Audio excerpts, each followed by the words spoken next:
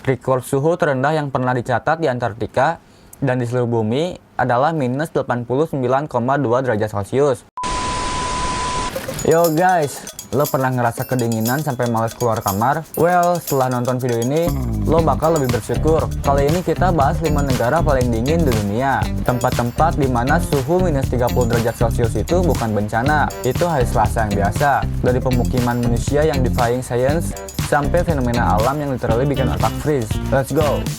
Nomor 5 ada Finlandia. Bisa turun sampai minus 50 derajat Celcius.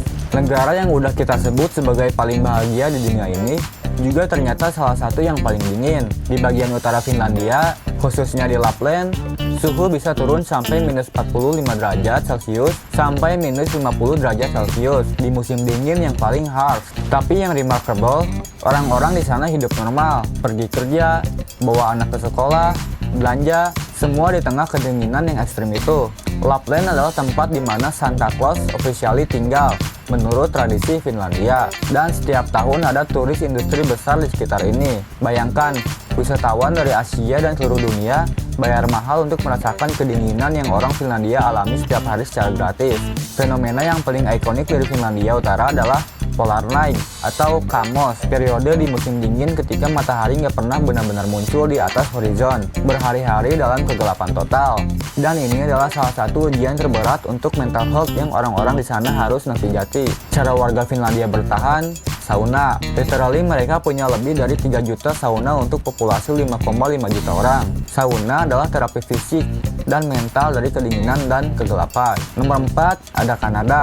Negara terbesar kedua di dunia ini punya wilayah-wilayah yang ekstrim dinginnya, tidak kalah dari Siberia. Di Yukon dan Northwest Territories, suhu bisa mencapai minus 50 derajat Celcius sampai minus 60 derajat Celcius. Rekor terendah yang pernah dicatat di Kanada adalah sekitar minus 63 derajat Celcius di Snag, Yukon pada tahun 1947. Itu adalah suhu di mana literally nafas langsung membeku begitu keluar dari mulut lo. Yang fascinating adalah komunitas-komunitas First Nation, masyarakat indigenous Kanada yang sudah hidup di wilayah ini selama ribuan tahun sebelum orang Eropa datang. Mereka mengembangkan teknologi, pakaian, dan sistem pengetahuan yang memungkinkan survival di lingkungan yang bikin bisa buat lo meninggal. Kanada juga terkenal dengan aurora borealis yang bisa dilihat dari banyak wilayah utaranya, dan winter activities yang ikonik, ice fishing, dog sliding, dan ice hockey yang literally bisa dimainkan di danau-danau beku alami. Orang Kanada adalah salah satu yang paling kasual soal cuaca dingin. Mereka punya kata-kata "there's no bad weather, only bad clothes", dan attitude ini adalah survival strategi yang evolve over generation. Nomor 3 ada Greenland. Suhu bisa turun minus 66 derajat Celcius. Ini adalah wilayah otonom Denmark yang 80% permukaannya tertutup es permanen. Sebuah ice sheet yang usianya lebih tua dari peradaban manusia. Suhu di Greenland bisa turun sampai minus 66 derajat Celcius di interior ice sheet-nya. Ini adalah suhu yang literally membuat banyak material teknik standar menjadi brittle dan tidak berfungsi. Special equipment dan material yang dirancang untuk extreme cold diperlukan untuk bisa survive dan beroperasi di sini. Greenland punya populasi hanya sekitar 57.000 orang, salah satu yang paling sparse di dunia. Dan hampir semua dari mereka tinggal di pesisir barat yang relatif lebih moderat. Yang sedang terjadi di Greenland saat ini adalah salah satu yang paling ominous terkait climate change. Ice sheets Greenland sedang mencair. Dan jika seluruhnya mencair, permukaan laut global bisa naik 7 meter. Entire coastal city ice, termasuk Jakarta, akan terendam.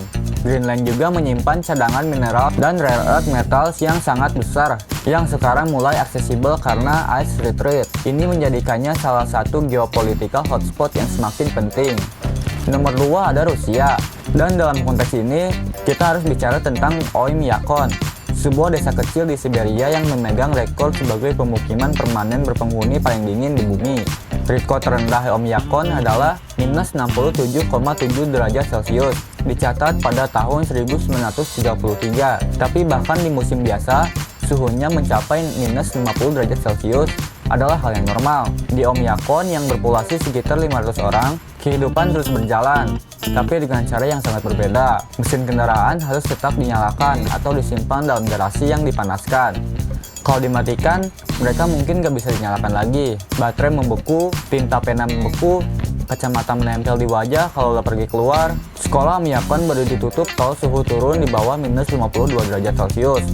Anak-anak jalan ke sekolah dalam suhu minus 40 derajat Celcius dengan pakaian yang sangat tebal. Ini adalah level normal yang truly extraordinary.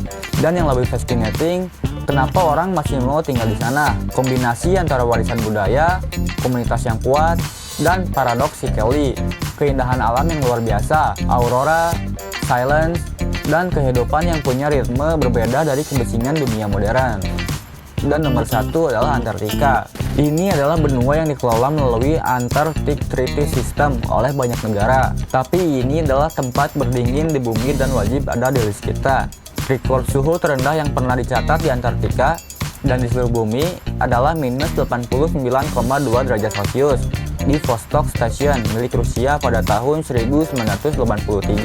Tapi pengukuran satelit modern mengindikasikan suhu di bagian-bagian tertentu Antartika Timur bisa bahkan lebih rendah dari itu. Di suhu minus 89 derajat Celcius, hal-hal yang lo anggap normal berperilaku sangat berbeda. Merkuri termometer nggak bisa dipakai karena merkuri membeku. Karbon dioksida dari nafas bisa langsung menjadi salju kering, dan exposed skin bisa mengalami frostbite dalam hitungan detik. Antartika adalah satu-satunya benua yang nggak punya penduduk permanen.